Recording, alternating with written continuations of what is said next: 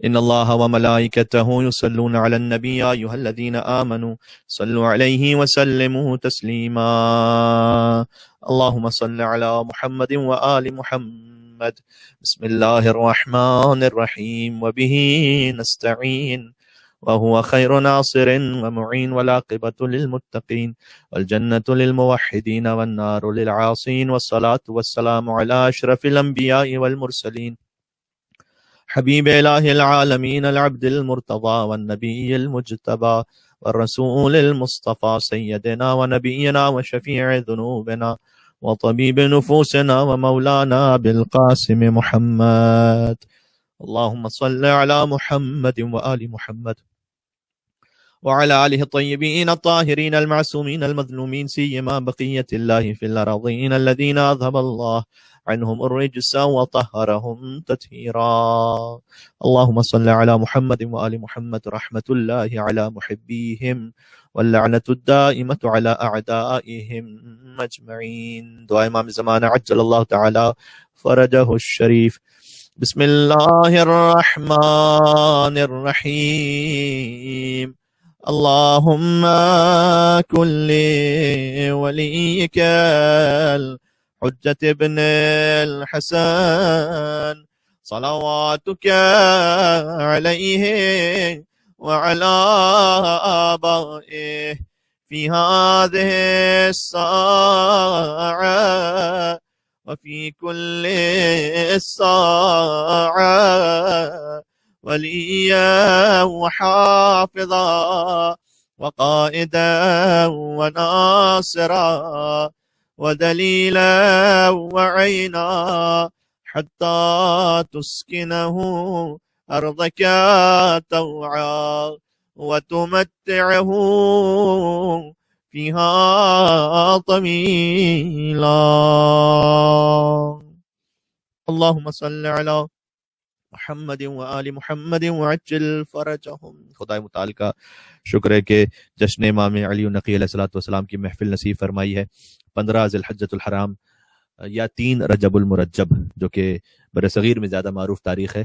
بہرحال P S وی کا جشن ہمیشہ سے 15 ذی الحجۃ الحرام رہا ہے، کہ جو ایران و عراق میں زیادہ معروف تاریخ ہے مولا کی ولادت کی، سن 220 ہجری. اور مولا کی شہادت کی تاریخ آپ جانتے ہیں 3 رجب المرجب ہے، سن 254 ہجری. یعنی جو عمر مبارک ہوئی وہ فقط 42 برس کی. اور ماہ ذی الحجۃ الحرام کے ہم درمیان میں اس وقت پہنچ چکے ہیں. اسے ماہ ولایت اگر کہا جائے تو غلط نہ ہوگا، اس لیے کہ آپ یکم ذی الحجۃ الحرام سے دیکھتے چلے جائیے. سن 2 ہجری عقد مرج البحرین ہے، ازدواج امیر المومنین با فاطمہ زہرا سلام اللہ علیہما. پھر 10 ذی الحجۃ الحرام سارا عالم اسلام سنت ابراہیمی کا احیاء کرتا ہے ہر ایک کی زندگی میں. آپ غور فرمائیے گا کہ یہ جو سنت ابراہیمی کا احیاء ہے، وہ میں جو کہنا چاہ رہا تھا، ہر ایک کی زندگی میں کوئی نہ کوئی ایک اسماعیل ہوتا ہے، اور اس اسماعیل کو قربان کرنا در حقیقت یہ قربانی کی روح ہے. ہم سے یہ کہا گیا کہ ہم جانور کو قربان کریں حکم خدا سے، اور اس حکم خدا سے جانور قربان کر کے یہ عہد کریں کہ پروردگار میری زندگی میں جو میرا اسماعیل ہے، کسی کے لیے ہو سکتا ہے کہ اس کا نام، اس کی شہرت، اس کی عزت، اس کی پوسٹ، اس کا مقام، کبھی دین پر حرف آ جائے، کبھی کسی کے لیے ویزا، کسی کے لیے نیشنلٹی، پاسپورٹ. بہرحال ہر ایک کے لیے اپنے اپنے مقامات پر اپنے اپنے طور پر چیزیں کہ جو ان کے لیے بہت ہی زیادہ محبوب ہیں، جن کے لیے وہ سب کچھ قربان کر سکتے ہیں. لیکن جہاں دین پر وقت آ جائے اور اگر اس شے کو قربان کرنا پڑ جائے تو پھر انسان میں جذبہ ہونا چاہیے کہ اپنی زندگی کے اسماعیل کو قربان کر سکے. یہ ہے عید قربان کا تصور، اور وہ ہے 10 ذی الحجۃ الحرام کو ہم اس سنت کا احیاء کرتے ہیں. اس کا تعلق بھی ولایت کے ساتھ ہے، اس طرح سے کہ حضرت ابراہیم علیہ السلام نے جب اس عظیم الشان امتحان کو دے دیا، فلما بلغ معه السعي قال يا بني اني ارى في المنام اني اذبحك فانظر ماذا ترى قال يا ابت افعل ما تؤمر ستجدني ان شاء الله من الصابرين. بابا آپ وہ کر دیجئے جس کا حکم آپ کو اللہ نے خواب میں دیا ہے، ان قریب انشاءاللہ سے آپ مجھے صبر کرنے والوں میں سے پائیں گے. یہ سورہ صافات کی آیتیں، اور ایک سوشل میڈیا پر جملہ کافی زیادہ وائرل بھی ہوا، میں اسے یہاں پہ بھی تبرکن تیمنا دہرا دیتا ہوں کہ جو افراد اپنے آپ کو نبی جیسا سمجھتے ہیں یا نبی کو اپنے جیسا سمجھتے ہیں، وہ اپنے بچے کے گلے پر چھری رکھ کر دیکھیں کہ دمبا آتا ہے یا پولیس آتی ہے. تو ہم خواب میں بھی حضرت ابراہیم علیہ السلام جیسے نہیں ہو سکتے، تو ذات میں حقیقت میں محمد مصطفیٰ صلی اللہ علیہ وآلہ وسلم جیسے کیسے ہو سکتے ہیں. لہٰذا ابراہیم علیہ السلام اس امتحان کے بعد مقام امامت پر فائز ہوئے، اور وہ امتحان اس طرح سے تھا کہ فَأَتَمَّهُنَّ، حضرت ابراہیم کے امتحان پر اللہ سبحانہ وتعالیٰ نے کہا کہ ابراہیم مکمل کامیاب ہو گئے. تو اس کے بعد اللہ سبحانہ وتعالیٰ نے فرمایا کہ انی جاعلک للناس اماما، اے ابراہیم ہم نے آپ کو انسانوں کا امام بنا دیا. بہت غور فرمائیے گا، جو ہم نے کہا کہ ماہ ذی الحجۃ الحرام ماہ ولایت و امامت ہے، اور آج ہم ایک امام کے جشن کے حوالے سے گفتگو آپ خدمت میں پیش کر رہے ہیں. تو ہم نے کہا پہلی ذی الحج ولایت کی تاریخ اس طرح سے کہ عقد مولا کائنات سیدہ کونین کے ساتھ 10 ذی الحجۃ الحرام. پھر ولایت کی تاریخ اس طرح سے ہے کہ حضرت ابراہیم علیہ السلام نے اس عظیم الشان جب قربانی کو دے دیا تو انی جاعلک للناس اماما، اے ابراہیم ہم نے آپ کو انسانوں کا امام بنا دیا. یہ خود اللہ کا کلام بتلا رہا ہے کہ امامت کو اتنا عظیم الشان عہدہ ہے کہ جو نبوت اور رسالت کے بعد بھی اتنی اہمیت رکھتا ہے کہ وہ ابراہیم علیہ السلام کو دیا جائے. اور یہ خود امامت کے با فضیلت ہونے کی دلیل ہے نبوت اور رسالت پر. کیوں؟ اس لیے کہ ایک کلرک کو تو یہ کہا جا سکتا ہے، میں مثال دے رہا ہوں، ایک کلرک کو تو یہ کہا جا سکتا ہے کہ ہم نے آپ کو اسسٹنٹ مینیجر بنا دیا. ایک اسسٹنٹ مینیجر کو یہ کہا جا سکتا ہے کہ ہم نے آپ کو اس اسٹور کا مینیجر بنا دیا. ایک مینیجر کو کہا جا سکتا ہے کہ ہم نے آپ کو اس کمپنی کا CEO بنا دیا. اگر کوئی بڑا عہدہ ہو تب جا کر یہ خوشخبری و مبارکباد پیش کی جاتی ہے. لیکن اگر ایک شخص آلریڈی مینیجر ہے تو اسے یہ نہیں کہا جا سکتا کہ مبارک ہو ہم نے آپ کو پیون بنا دیا. بہت غور فرمائیے گا، ابراہیم علیہ السلام پہلے سے نبی تھے، ابراہیم علیہ السلام پہلے سے رسول تھے. اب اللہ کہہ رہا ہے انی جاعلک للناس اماما، میں نے آپ کو انسانوں کا امام بنا دیا. اس کا مطلب امامت میں کوئی ہے ایسی بات کہ جو نبوت اور رسالت سے بلند ہے. ورنہ اگر امامت نبوت اور رسالت کے تحت ہوتی تو جو پہلے سے نبی اور رسول ہے اسے کوئی نیا عہدہ دینے کی ضرورت نہیں تھی. بہت غور فرمائیے گا. اور جب ابراہیم علیہ السلام کو عہدہ مل گیا تو وہ کہتے ہیں قال ومن ذریتی، کیا میری نسل میں بھی کوئی امام ہوگا؟ اللہ سبحانہ وتعالیٰ نے کہا کہ لا ینال عہد الظالمین، یہ عہدہ ظالم کو نہیں ملے گا. یعنی اے ابراہیم آپ کی نسل میں امام ہوں گے لیکن ہم اپنا عہدہ کسی ظالم کو نہیں دیں گے. اس کا مطلب کیا ہے؟ اس کا مطلب یہ ہے کہ ابراہیم علیہ السلام نبی تھے، رسول تھے، لیکن اس وقت نہیں کہہ رہے تھے کہ پروردگار کیا میری نسل میں کوئی نبی بنائے گا، کیا میری نسل میں کوئی رسول بنائے گا. لیکن جہاں امام اللہ نے بنایا وہاں کہنے لگے کہ پروردگار کیا میری نسل میں کوئی امام بنائے گا. گویا حضرت ابراہیم علیہ السلام جانتے تھے کہ نبوت کا عہدہ ایک دن ختم ہو جائے گا، رسالت کا عہدہ ایک دن ختم ہو جائے گا، لیکن امامت کا عہدہ وہ ہے جو قیامت تک باقی رہے گا. لہٰذا میں اپنی نسل میں وہ عہدہ مانگ رہا ہوں جو قیامت تک باقی رہنے والا ہے. مل کے صلوات بھیجیے گا محمد و آل محمد پر. اللہم صلی علی محمد و آل محمد. خود کتاب الکافی جلد نمبر 1 میں یہ حدیث موجود ہے کہ امام جعفر صادق علیہ السلام نے بیان فرمایا کہ ان اللہ تبارک و تعالی اتخذ ابراہیم عبدا قبل ان یتخذہ نبیا، کہ اللہ سبحانہ و تعالی نے اس سے پہلے کہ وہ ابراہیم کو نبوت عطا کرتا عبدیت کی منزل عطا فرمائی. پہلے عبد خاص سے خدا تو بن جائیں، پہلے عبدیت کی منزل عطا فرمائی پھر نبوت کی منزل عطا فرمائی. اور آگے کہا وَإِنَّ اللَّهَ اتَّخَذَهُ نَبِيًّا قَبْلَ أَن يَتَّخِذَهُ رَسُولًا، اور اس سے پہلے کہ رسول بناتا اللہ نے نبی بنایا پھر رسول بنایا. وَإِنَّ اللَّهَ اتَّخَذَهُ رَسُولًا قَبْلَ أَن يَتَّخِذَهُ خَلِيلًا، اور جب رسول بنا چکا تب جا کر خلیل بنایا. سبحان اللہ. وَإِنَّ اللَّهَ اتَّخَذَهُ خَلِيلًا قَبْلَ أَن يَجْعَلَهُ إِمَامًا، اور جب انہیں خلیل بنا چکا تب جا کر انہیں امامت عطا فرمائی. سبحان اللہ. اور پھر جب وہ امامت عطا کر دی تو اللہ نے کہا کہ انی جاعلک للناس اماما، اور چونکہ خود امام نے فرمایا کہ فمن عظمها فی عین ابراہیم، چونکہ امامت ابراہیم کی نگاہ میں اتنی عظیم الشان تھی کہ ابراہیم علیہ السلام کہنے لگے ومن ذریتی، کیا میری نسل میں بھی کوئی امام ہے. اللہ نے کہا لا ینال عہد الظالمین. اب غور فرمائے، خود 10 ذی الحجۃ الحرام عید الاضحیٰ بھی ایک طرح سے اس عید ولایت کو ہم اس کو یوں کہہ سکتے ہیں کہ ابراہیم علیہ السلام کو اس قربانی کی وجہ سے امامت عطا ہوئی، اور جس سے ہمیں یہ سمجھ میں آیا کہ امامت کا عہدہ نبوت اور رسالت سے بلندتر ہے. اور مزید آگے بڑھیے، ہم نے کہا ذی الحجۃ الحرام کو آپ ماہ ولایت کہہ سکتے ہیں. 14 ذی الحج، یہ بات کم مومنین کو علم ہوگی، آپ توجہ کیجئے گا. 14 ذی الحج سن 7 ہجری، رسول اللہ صلی اللہ علیہ وآلہ وسلم نے، یہی وہ تاریخ تھی جب بی بی فاطمہ سلام اللہ علیہ کو فدک ہدیہ کیا تھا. بہت غور فرمائیے گا. 7 ہجری 14 ذی الحج، یعنی آج اگر 15 ذی الحج ہے آسٹریلیا میں تو کل کی تاریخ سیدہ کونین کو فدک ہدیہ کیا تھا جب سورہ اسراء کی آیت نمبر 26 نازل ہوئی تھی کہ جس میں شاید اقتص الہی ہوا وآت ذی القربى حقہ، کہ اے حبیب قرابت داروں کو ان کا حق پہنچا دیجئے. چونکہ 7 ربیع الاول، اسی سال میں 7 ربیع الاول، معذرت 7 ہجری ربیع الاول کے مہینے میں یہودیوں نے اپنے شکست کے بعد فدک رسول اللہ کے حوالے کیا تھا. تو ربیع الاول میں رسول اللہ کو فدک ملا تھا، چونکہ یہ فے تھا، یہ غنیمت کا مال نہیں تھا، لہٰذا یہ مسلمانوں میں تقسیم نہیں ہوا. یعنی اگر کوئی جنگ ہوتی اور مال حاصل ہوتا تو وہ غنیمت میں تقسیم ہو جاتا. کوئی جنگ نہیں ہوئی تھی، روب اسلام اور روب حیدر کرار سے یہودیوں نے سرنڈر کر دیا تھا. رسول اللہ کے پاس یہ فدک آ گیا ربیع الاول میں، 9 مہینے تک رسول اللہ کے پاس رہا. ذی الحج میں آیت نازل ہوئی کہ اے رسول قرابت داروں کو ان کا حق دے دیجیے، اور رسول تو سبھی جانتے تھے، لیکن جبرائیل سے کہا کہ تم خدا سے یہ پوچھ کر بتاؤ کہ قرابت داروں کو حق دے دوں یعنی کیا کروں؟ اور جبرائیل پھر گئے اور خدا سے پیغام لے کر آئے کہ اللہ یہ کہہ رہا ہے کہ قرابت داروں کو حق دے دیجیے، یعنی فدق فاطمہ زہرا کے حوالے کر دیجیے، اللہم صلی علی محمد و علی محمد۔ اور پھر فدق جو بعد میں غصب بھی کیا گیا تاکہ اہل بیت اطہار کو معاشی طور پر ضعیف کیا جا سکے، اس لیے کہ فدق کی آمدنی بہت زیادہ تھی، لیکن اتنا ضرور ہے کہ فدق آنے سے پہلے اور فدق آنے کے بعد سید کونین سلام اللہ علیہ یا ان کے گھر کی پرسنل لائف میں تو کوئی فرق نہیں پڑا تھا، انہوں نے کوئی محل تو نہیں بنا لیا، ان کے گھر تو اسی طریقے سے فاقے تھے، اسی طریقے سے بظاہر فقر تھا، لہذا فدق کی ساری آمدنی تقسیم ہو جاتی تھی مدینہ اور اطراف کے غربا میں۔ اور یہ اس وقت کی خلافت نہیں چاہتی تھی کہ اہل بیت کی طرف رجوع کریں لوگ، نہ صرف یہ کہ قرآن کو سمجھنے کے لیے، حدیث کو سمجھنے کے لیے، بلکہ اپنے معاشی معاملات کے لیے بھی اہل بیت کے پاس نہ جائیں، لہذا فدق غصب کر لیا گیا۔ تو 14 ذی الحجۃ الحرام وہ تاریخ تھی کہ جب فدق سیدہ کونین کے حوالے کیا گیا تھا، یہ بات بھی ذہن میں رکھیے گا۔ پھر آج آ جائیے 15 ذی الحجۃ الحرام سن 212 ہجری، تاریخ ولادت ہے رسول اللہ کے 10ویں جانشین امام علی النقی الہادی علیہ الصلوۃ والسلام، اللہم صلی علی محمد و علی محمد، کہ مولا کی جانب سے ملنے والے بے شمار ہدیوں میں سے 2 ہدیے بہت زیادہ قیمتی ہیں اور انہیں بار بار آج کے زمانے میں دہرانے کی ضرورت ہے، جب غلو و تقصیر یعنی غالی یا مقصر کسی کو قرار دینا، اس کی بحث اپنے پیک پر ہے سوشل میڈیا پر، اور شیعوں کے درمیان ہی آپس میں بحث بہت زیادہ ہو رہی ہے۔ اس زمانے میں بہت زیادہ ضروری ہے کہ خود احادیث امام کی طرف رجوع کیا جائے، اور اس میں امام علی نقی علیہ السلام کا کردار اتنا زیادہ اہم ہے کہ انہوں نے 2 ایسے قیمتی تحفے ہم اور آپ کو پیش کیے کہ اگر ہم اسے سمجھ جائیں تو پھر امامت کے بارے میں جو معرفت حاصل ہو ہی نہیں سکتی جب تک کہ کوئی ان دونوں سے نہ گزر جائے، اور امامت کی شناخت بقدر امکان جو بقدر انسانی ممکن ہے وہ ہو جائے گی، اور انسان کم سے کم اس غلوف کی لائن کو سمجھ جائے گا اور تقصیر کسے کہتے ہیں اسے سمجھ جائے گا۔ اگر کوئی زیارت جامع کبیرہ کو بار بار پڑھے اور اس کے مطالب کو اخذ کرنے کی کوشش کرے، اور زیارت روز عید غدیر تعلیم کردہ امام علی نقی علیہ السلام کو روزانہ پڑھے، روزانہ بھی پڑھی جا سکتی ہے زیارت عید غدیر، لیکن کم سے کم غدیر کے دن ضرور پڑھنا چاہیے، اور ہم انشاءاللہ غدیر کی محفل میں اس کا حوالے آپ کے کریں گے کہ ہم اس حوالے سے تھوڑی سی بات کریں گے۔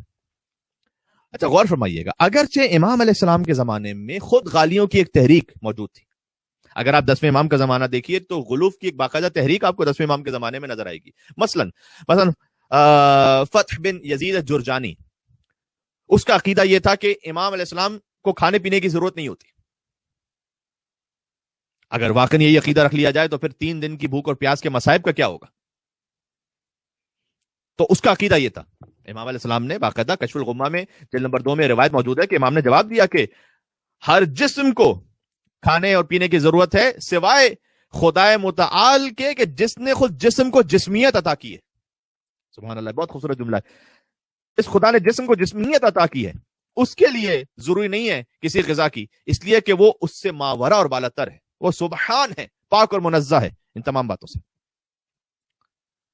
اس طریقے سے مثلا فارس بن حاتم ہے، احمد بن محمد سیاری ہے، عباس بن صدقہ ہے، ابو العباس طبرانی ہے، اس طرح سے ابو عبداللہ کندی ہے، ان سب کی مذمت فرمائی امام علیہ الصلوۃ والسلام نے کہ یہ سب غلو کی طرف جا رہے تھے۔ آپ ان میں سے ایک کی پوری تاریخ ہے۔ تو ایک طرف امام نے غلو کی شدید مذمت بھی فرمائی، لیکن تصویر کا دوسرا رخ بھی ہے، وہ رخ یہ ہے کہ جن لوگوں پر غلو کی غلط تہمت لگا دی گئی تھی امام نے ان کا دفاع بھی فرمایا۔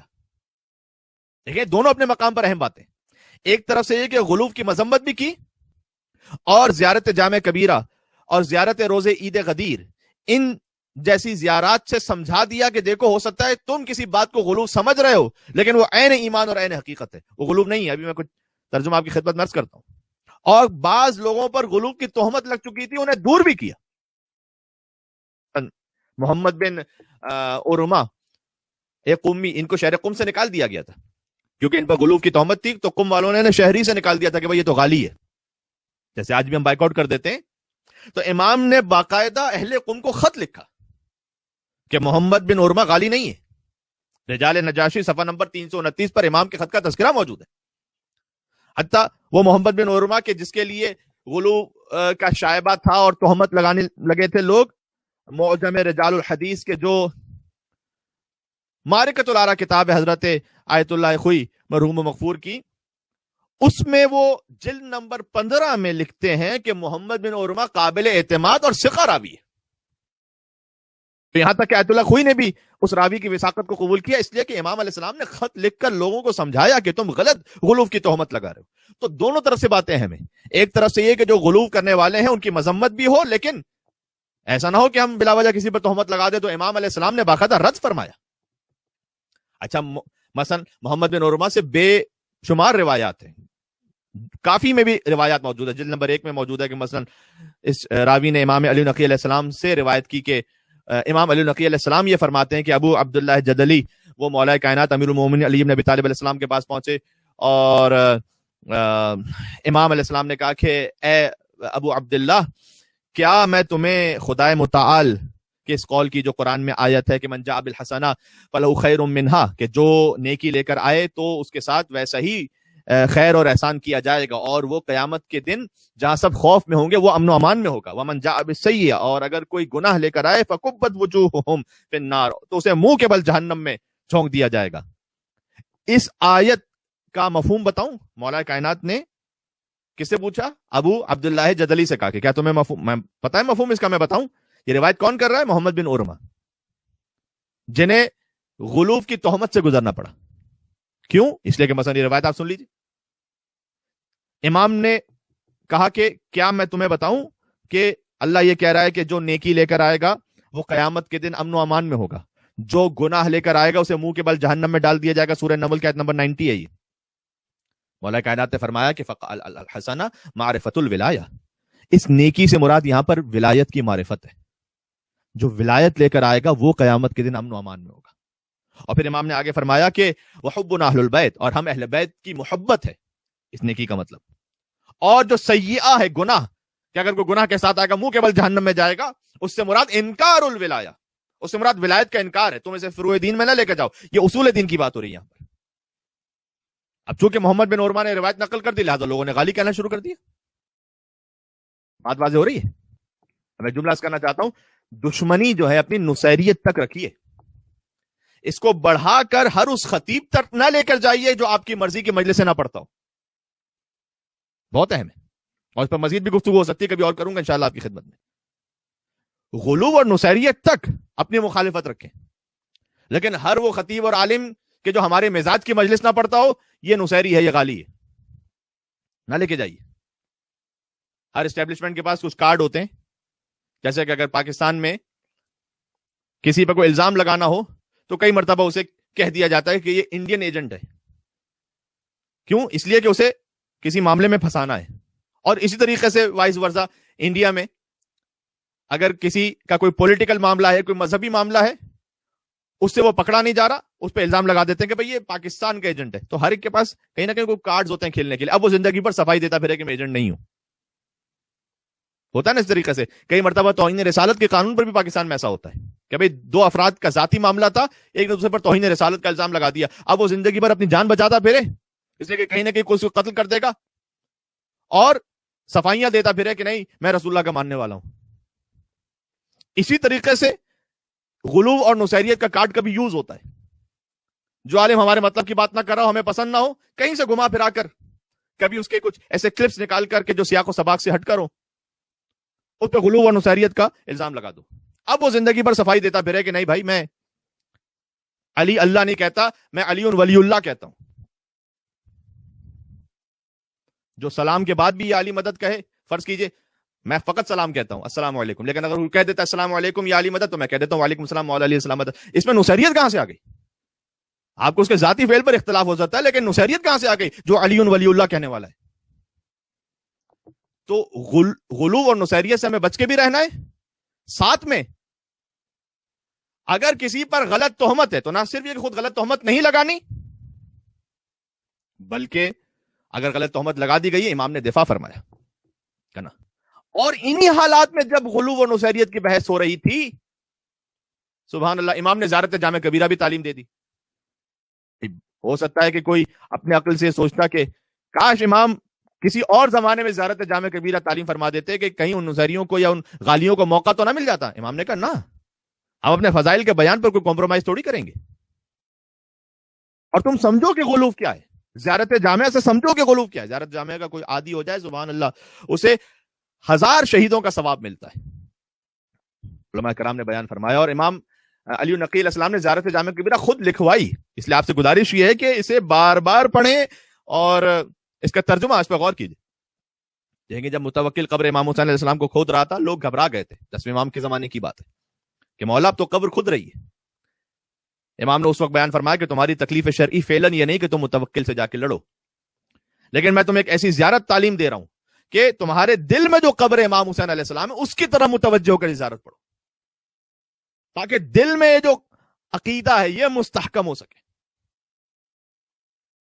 قبر امام حسین علیہ السلام کو اگر وہ نقصان بھی پہنچائے گا وہ پھر آباد ہوگی، لیکن اگر دل کا عقیدہ اس کی بنیاد کمزور پڑ گئی تو پھر ایمان نہیں سنبھل پائے گا. اس لیے زیارت جامع کبیرہ پڑھو.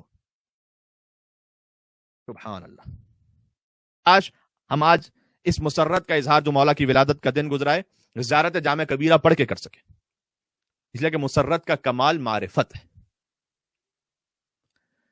یہ کچھ باتیں ہم حضرت علامہ رشید ترابی صاحب مرحوم مغفور علی اللہ مقامہ کہ اس شہرائے آفاق تقریر سرچ کر رہے ہیں کہ جس میں خود انہوں نے زیارت جامع کبیرہ پہ بات کی، اور ان کی گفتگو سے اندازہ ہوتا ہے کہ ان کی سابقہ گفتگو جو بظاہر اس وقت ریکارڈڈ نہیں اویلیبل، لیکن ان کی کسی گفتگو پر ان پر بھی غلو کی تہمت لگی تھی کہ علامہ رشید ترابی صاحب نے بہت غلو کر دیا نعوذ باللہ، تو انہیں زیارت جامع کبیرہ پر تقریر کرنا پڑی.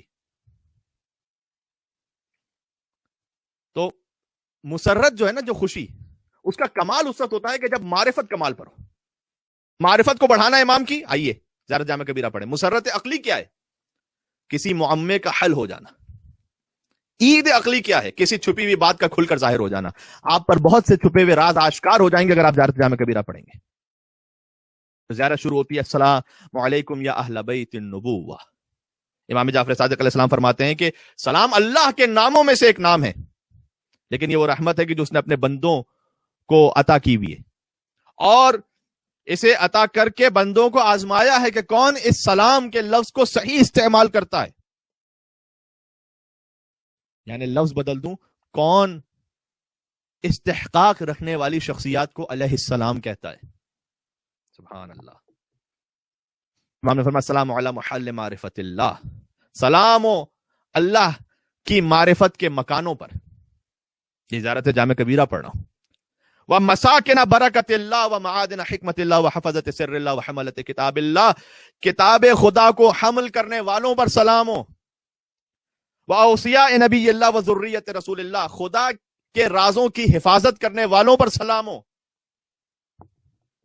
یقین جانیے آج کتنے سو کالڈ شیعہ ایسے ہوں گے جن کے سامنے اگر یہ کلام پڑھ دیا جائے نا امام کا فقط نام لیے بغیر، ہو سکتا ہے وہ غلو یا نصیریت کا فتویٰ دے دیں کہ اللہ کے راز کی حفاظت کرنے والے کیا مطلب.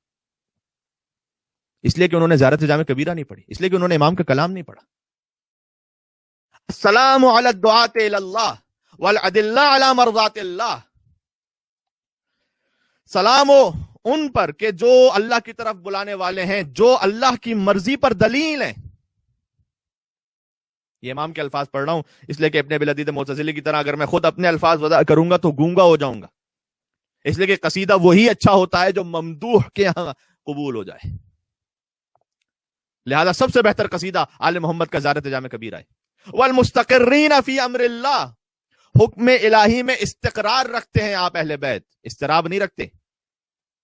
والتامین فی محبت اللہ. محبت الہی تماماً آپ کے پاس ہے. والمخلصین فی توحید اللہ. جو توحید خدا میں خالص اور مخلص ہیں. درمیان سے پڑھ رہا ہوں. اب القوامون بامر العاملون بارادت الفائزون بکرامت اصطفاکم بعلم وارتضاکم لغیبہ. خدا کے امر کو قائم کرنے والے ہیں آپ. العاملون بارادت، ارادہ اس کا، عمل آپ کا. الفائزون بکرامت، اس کی بزرگیوں پر فائز ہیں. استفاکم بعلم، اللہ نے آپ کو مصطفیٰ کیا ہے اپنے علم سے. وارتضاکم لغیبہ، اور مرتضی کیا ہے اپنے غیب سے. اکبر تم شأنہ. سبحان اللہ. اے اہل بیت آپ نے اس کبریائی کے لیے تکبیر کہی. وَأَكْبَرْتُمْ تم شأنہ وَمَجَّدْتُمْ کرما، اور آپ نے اس کے کرم کی تمجید کی. وَعَدَمْتُمْ تم ذکرہ، اور آپ نے اس کے ذکر کو دوام کیا، یعنی اس کے ذکر کو دائمی کیا. وَوَكَّدْتُمْ مِيثَاقًا، اہل بیت آپ نے اس کے عہد کو باقی رکھا. وَأَحْكَمْتُمْ عَقْدَ طاعتہ، آپ نے اس کی اطاعت کی جو گرہ باندھی ہوئی تھی اس کو ہمیشہ کے لیے باقی رکھا. وَنَصَحْتُمْ لہو فی السر والعلانیہ، اور آپ نے اس کے لیے موعظہ کیا کھل کر بھی اور چھپ کر بھی، ودعوتم الی سبیلہ بالحکمۃ والموعظۃ الحسنہ، اور آپ نے اللہ کے راستے میں حکمت اور موعظہ حسنہ کے ذریعے سے اللہ کی طرف بلایا، وبذلتم انفسکم فی مرضات، اور آپ نے اس کی خوشنودی کو حاصل کرنے کے لیے اپنے نفسوں کو قربان کر دیا، وصبرتم علی ما اصابکم فی جنبہ، اور آپ نے صبر کیا جو جو مصائب آپ پر آئے، واقمتم الصلاۃ واتیتم الزکاۃ وامرتم بالمعروف ونہیتم عن المنکر وجاہدتم فی اللہ حق جہادہ حتی علمتم دعوتہ، آپ نے راہ خدا میں ایسا جہاد کیا جو جہاد کا حق تھا، یہاں تک کہ اس کی دعوت کا اعلان کر دیا، وبینتم فرائضہ، اور اہل بیت آپ نے اس کے فرائض کو کھل کر بیان کیا، واقمتم حدودا، اور اہل بیت آپ نے اس کی حدود کو قائم کر دیا، ونشرتم شرائع احکام، اور آپ نے احکام شریعت کو نشر کر دیا، وسننتم سنتا، اور اس کی سنتوں کو آپ نے اپنی سنتوں کے ذریعے سے باقی رکھا، والحق معکم، حق آپ کے ساتھ ہے، وفیکم، اور آپ میں ہے، ومنکم، اور آپ سے ہے، والیکم، اور آپ ہی کی طرف پلٹتا ہے، وانتم اہلہ ومعدنہ، آپ ہی اہل حق ہے، آپ ہی حق کا معدن ہے، ومیراث النبوۃ عندکم وایاب الخلق الیکم، ترجمہ کروں اب، قیامت کے دن مخلوقات کو آپ کے پاس آنا ہے، کیا دنیا اسے غلوف کہے گی؟ غیروں کو چھوڑ دیجئے، میں اپنوں سے پوچھ رہا ہوں، یہ امام علی النقی علیہ السلام کا فرمان ہے کہ قیامت کے دن مخلوقات کو اہل بیت کے پاس آنا ہے، وہاں پر پلٹنا ہے، مجھے بتائیے، وحسابہم علیکم، اور اے اہل بیت آپ نے ان کا حساب لینا ہے۔ میں اطمینان سے ساتھ کہہ رہا ہوں کہ 50% شاید ایسے افراد ہوں گے کہ جب آپ ان سے یہ امام کا کلام کہے بغیر ترجمہ سنا دیجیے تو شک کرنے لگیں گے۔ تو میزان ہے، یہاں برابر سے بات ہو رہی ہے، اس طرح سے کہ غلوف کی مذمت بھی ہے، لیکن غلوف ہے کیا اسے سمجھنا بھی ضروری ہے۔ وفصل الخطاب عندکم، اور فیصلہ آپ کا ہوگا قیامت میں، فیصلہ تو اللہ کا ہے، اب میں یہاں سنیوں سے بات نہیں کر رہا، میں شیعوں سے بات کر رہا ہوں۔ وآیات اللہ لدیکم، اور اللہ کی نشانی آپ کے پاس ہیں، وعزائمہ فیکم، اور اس کی عظیمتیں آپ کے پاس ہیں، ونورہ وبرہانہ عندکم، اس کا نور اور برہان آپ کے پاس ہے، وامرہ الیکم، اور اللہ کا امر آپ کی طرف ہے، من والاکم فقد وال اللہ ومن عاداکم فقد عاد اللہ، یہ محبت کا بیان ہے، جس نے آپ کو دوست رکھا اس نے خدا کو دوست رکھا، ومن احبکم فقد احب اللہ ومن ابغضکم فقد ابغض اللہ ومن اعتصم بکم فقد اعتصم باللہ، جس نے آپ کا دامن تھام لیا اس نے اللہ کا دامن تھام لیا۔ انتم الصراط الاقوم، سبحان اللہ، انتم الصراط الاقوم، سیدھا راستہ آپ ہی ہیں، وشہداء دار الفنا، دنیا کے گواہ آپ ہیں، وشفعاء دار البقاء، قیامت کے شفیع آپ ہیں، خلقکم اللہ، آخری گفتگو تک آ گیا میں، خلقکم اللہ انوار، اللہ نے آپ کے نوروں کو خلق کیا، وجعلکم بعرشہ محدقین، کچھ نہ تھا تو آپ تھے، آپ اس کے عرش کے گرد گھومتے رہے تھے، اور عرش کیا ہے؟ العرش هو العلم، عرش علم خدا ہے، حتی من علینا بکم، یہاں تک کہ اللہ نے ہم پر یہ احسان کیا، فجعلکم فی بیوت اذن اللہ ان ترفع ویذکر فی اسمہ، کہ اللہ نے اس نور کو منتقل کرتے کرتے ان مکانوں میں رکھ دیا جن مکانوں کو بلند ہونے کی اجازت ملی تھی، جن کا ذکر بلند کرنے کی اجازت ملی تھی، وجعل صلاتنا علیکم وما خصنا به من ولایتکم طیبا لخلقنا، اور اللہ نے ہم پر یہ احسان کیا کہ ہمارا آپ پر درود بھیجنا ہماری ولادت کی طہارت کا باعث بن گیا،